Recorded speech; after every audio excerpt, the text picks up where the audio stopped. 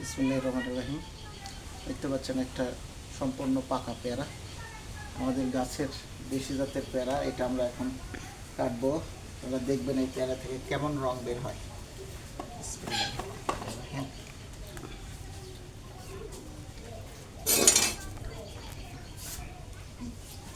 এই দেখেন একদম পাকা পেয়ারার ভেতরটা কেমন, দেখেন দেখছেন।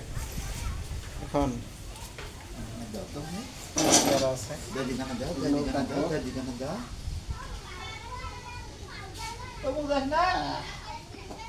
এখানে ভেতরটা কেমন।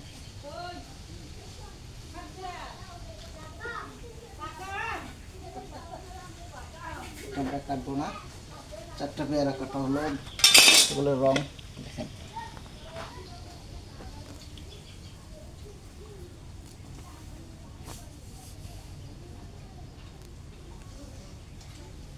দেখেন এগুলোর কালার অত্যন্ত লোভনীয় দুর্লভ প্রকৃতির পেয়ারা, গোলাপি রঙের। পাকলে ভিতরটা একদম গোলাপি এরকম হয়, রং আরও করা হয়। আর এরকম দেখেন সাদা হয়ে গেছে পেয়ারাগুলো, সবুজ আর নেই। একটা পেয়ারা একটু একটু কম পাকা। বাবা তুমি খাবে? এই নাও, আরেকটা নাও, নাও। মজা মজা করে খাচ্ছে।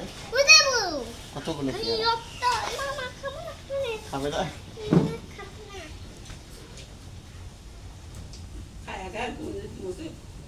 এটিলে ভাই ও তো যাও না, এটি খাও, এটি খাও, এই যাও না।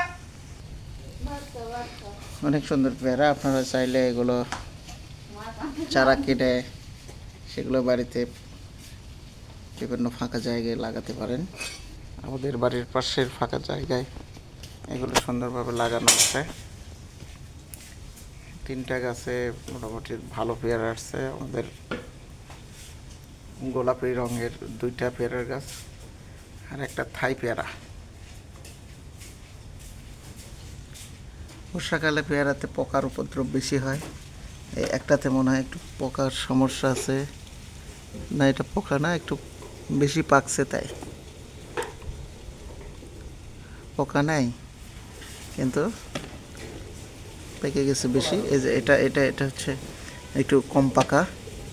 এই পেয়ারাটাও একটু কম পাকা হবে। যাই হোক, এটাই খেতে অনেক বেশি মজা। এটা সুন্দরভাবে পেকে গেছে, একদম নরম হয়ে গেছে। এটাও সুন্দর পাকা, দেখেন কত সুন্দর কালার, দেখলেই মনে হবে যে খাই।